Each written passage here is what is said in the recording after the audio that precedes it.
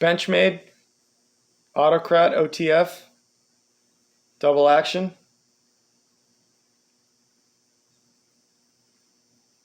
This is the Coyote Brown contoured G10. It's got G10 on both sides and then the aluminum chassis in the middle. Chisel ground S30V.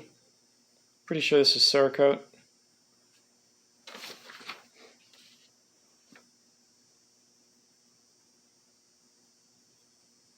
Deep carry clip. Blacked out hardware. It's $3.99. They do make a black blade with the black finish, black handle chassis G10 with blue hardware, and that one's $4.25. 3.9 ounces. It is a big knife, almost 9 inches, 8 3/4. Close length is 5. The blade length is 3.71.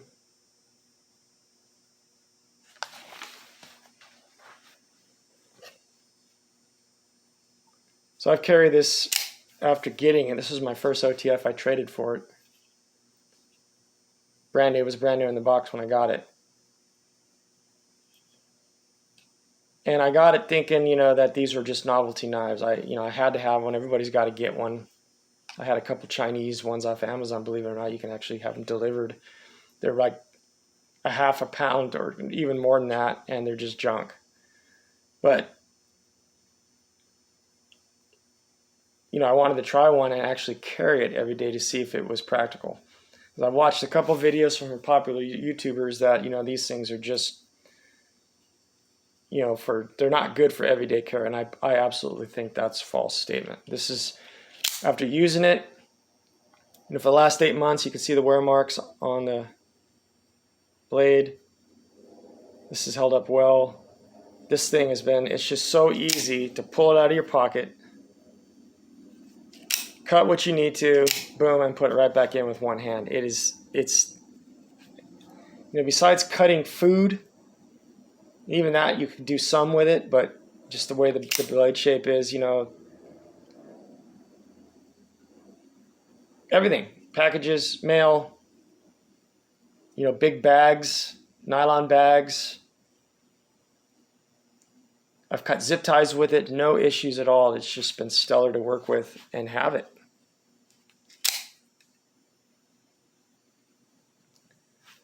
So the knife itself has held up really well.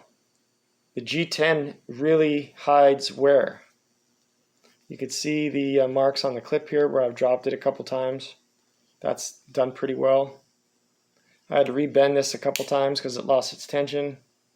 It is comfortable in hand. I'm not quite sure what the proper way to. This feels awkward if you actually are going to ever try to stab with it. I rotate it like that, so my finger is pushing them up, and that's just a comfortable position where I don't feel like I'm going to slide forward because I'm on the grippy part of the G10. That's just me. It is asymmetrical handle, as you can see. Very comfortable. So the chassis itself, there's actually 4 pieces. The 2 outside G10, and then there's 2 inner pieces. This is the main aluminum body, and I think that's anodized. That's held up extremely well. Whatever this top little piece is, this cap, the spacer, that has not. Whatever they used to finish that, you could see all the way around the knife, it's just come off. It's just worn off, which is, I have no issues. It's a user. It doesn't affect the way it performs. But I wanted to show it. You can see here, all through here. It does rattle. I mean, they all do. This is quieter, obviously. That's mainly the button. If anybody tells you that they don't rattle, they're lying. Unless it's, I guess, the deadlock. I don't have one of them yet.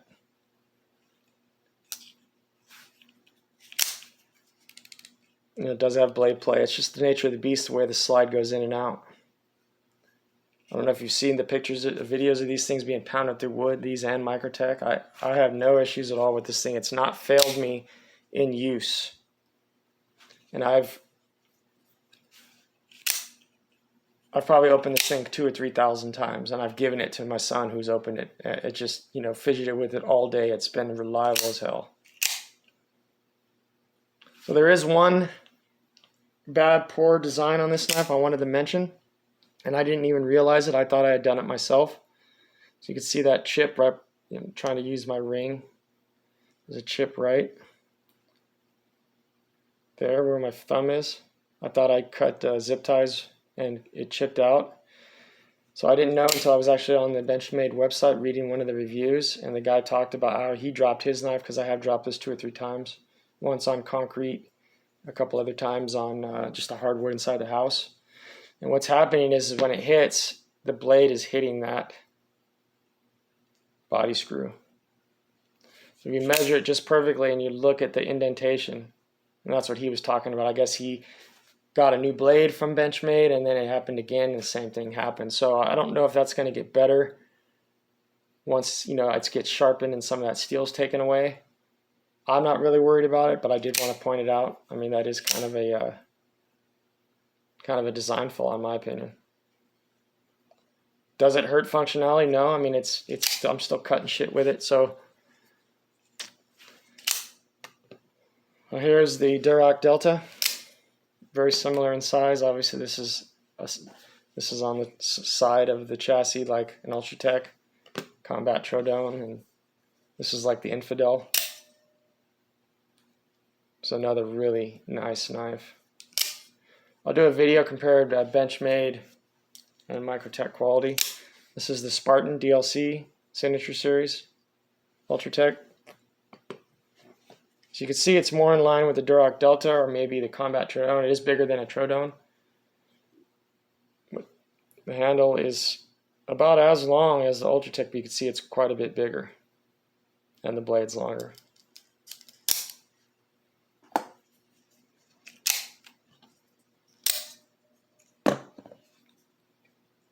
The Benchmade Autocrat, Coyote Brown G10, the S30V, OTF. Have a good one.